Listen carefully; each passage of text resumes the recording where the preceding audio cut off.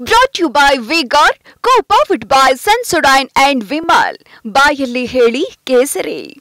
Associate sponsor Ultratech Cement. Co-sponsored by Saptagiri NPS University. June 25ನೇ ತಾರೀಕು 1975ರಂದು ತುರ್ತು ಪರಿಸ್ಥಿತಿ ತಂದು 49 ವರ್ಷ ಪೂರ್ಣ ಆಗಿ 50ನೇ ವರ್ಷಕ್ಕೆ ಕಾಲಿಟ್ಟಿದೆ. ನಿನ್ನೆ ಕಾಂಗ್ರೆಸ್ನವರು ಸಂವಿಧಾನ ಪ್ರತಿ ಇಟ್ಕೊಂಡು ಮೊನ್ನೆ ಲೋಕಸಭೆಗೆ ಹೋಗಿದ್ದನ್ನು ನಾನು ನೋಡಿದೆ. ಮಲ್ಲಿಕಾರ್ಜುನ್ ಖರ್ಗೆಯವರ ಭಾಷಣವನ್ನು ಕೇಳಿದೆ. ಮಲ್ಲಿಕಾರ್ಜುನ್ ಖರ್ಗೆಯವರಿಗೆ ಒಂದು ಗಾದೆ ಮಾತು ಅಪ್ಲೈ ಆಗುತ್ತೆ. ನೀವು ಅವತ್ತು ಯಂಗ್ ಟರ್ಕ್ ಇದ್ರಿ, ಇಂದಿರಾ ಬ್ರಿಗೇಡ್ನ ಸದಸ್ಯರಿದ್ರಿ.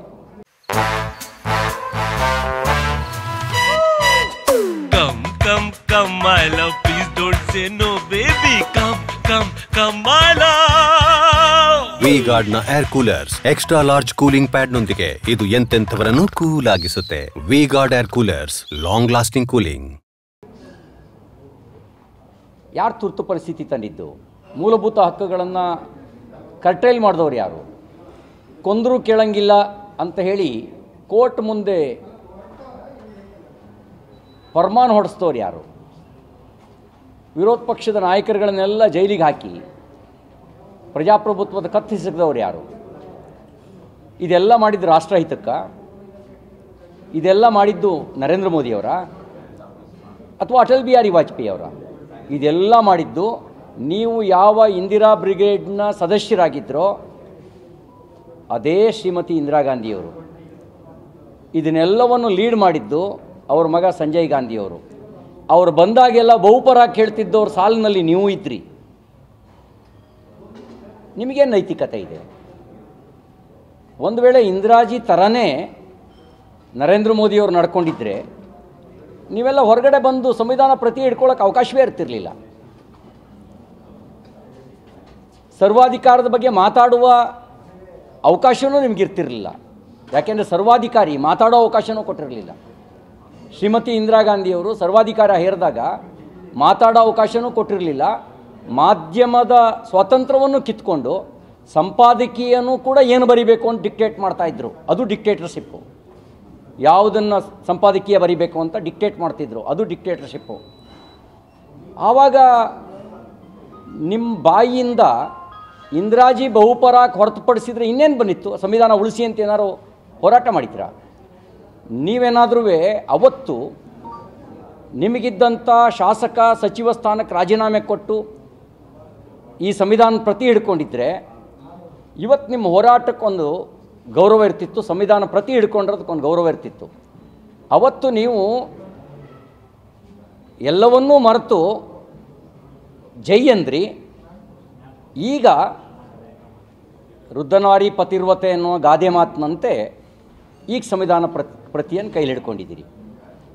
ಅವಾಗ ಮಾಡಬಾರ್ದೆಲ್ಲ ಮಾಡಿದ್ರಿ. ರಾಜಕೀಯ ವಿರೋಧಿಗಳ ಮೇಲೆ ದೌರ್ಜನ್ಯ ಮಾಡಿದ್ರಿ, ಮಾಧ್ಯಮಗಳ ಮೇಲೆ ದೌರ್ಜನ್ಯ ಮಾಡಿದ್ರಿ. 350ಕ್ಕೂ ಹೆಚ್ಚು ಪತ್ರಕರ್ತರನ್ನು ಕೇವಲ ನಿಮಗೆ ಬಹುಪರ ಕೇಳಲಿಲ್ಲ ಅನ್ನೋ ಕಾರಣಕ್ಕೆ ಬಂಧಿಸಿ ಜೈಲಲ್ಲಿಟ್ರಿ. ನಿಮಗೆ ಮರ್ತೋಗಿದೆ ಅಂತ ಅನಿಸುತ್ತೆ. ಬೆಂಗಳೂರು, ಧಾರವಾಡ, ಬೆಳಗಾಂ, ಬಳ್ಳಾರಿ, ಕಲಬುರಗಿ ಜೈಲುಗಳು ಕೂಡ ಭರ್ತಿಯಾಗಿದ್ದು. ಅವರೆಲ್ಲ ಜೈಲಿಗೆ ರಾಜಕೀಯ ನಾಯಕರನ್ನು ತುಂಬಿದ್ರಲ್ಲ, ಪತ್ರಕರ್ತರನ್ನು ತುಂಬಿದ್ರಲ್ಲ, ಹೋರಾಟಗಾರರನ್ನು ತುಂಬಿದ್ರಲ್ಲ. ಅವರೆಲ್ಲರೂ ಪ್ರಜಾಪ್ರಭುತ್ವದ ಪರವಾಗಿ ಧ್ವನಿ ಎತ್ತಿದವರು. ಅವರೆಲ್ಲರೂ ಸಂವಿಧಾನ ಉಳಿಸಿ ಅಂತ ಧ್ವನಿ ಎತ್ತಿದವರು. ಅವತ್ತು ನೀವು ಆಡಳಿತ ಪಕ್ಷದಲ್ಲಿದ್ದಿರಿ, ತುರ್ತು ಪರಿಸ್ಥಿತಿ ಹೇರಿದವರ ಪಕ್ಷದಲ್ಲಿದ್ದಿರಿ, ಸಂವಿಧಾನವನ್ನು ಕಿತ್ಕೊಂಡವ್ರ ಪಕ್ಷದಲ್ಲಿದ್ದಿರಿ. ಇವತ್ತು ಯಾವ ನೈತಿಕತೆ ಇದೆ ನಿಮಗೆ ಸಂವಿಧಾನ ಪ್ರತಿ ಹಿಡ್ಕೊಳ್ಳೋಕ್ಕೆ? ಮಾನ್ಯ ಮುಖ್ಯಮಂತ್ರಿ ಸಿದ್ದರಾಮಯ್ಯನವರು, ನೀವು ಅವತ್ತು ಯುವ ವಕೀಲರು, ಸಮಾಜವಾದಿ ನಾಯಕರು, ತುರ್ತು ಪರಿಸ್ಥಿತಿ ವಿರುದ್ಧದ ಹೋರಾಟದಲ್ಲಿ ನಾನು ಪಾಲ್ಗೊಂಡಿದ್ದೆ ಅಂತ ಹೇಳಿದ್ದನ್ನು ನಾನು ಕೇಳಿದ್ದೆ. ನೀವು ಸಮರ್ಥಿಸ್ತೀರಾ ತುರ್ತು ಪರಿಸ್ಥಿತಿನ?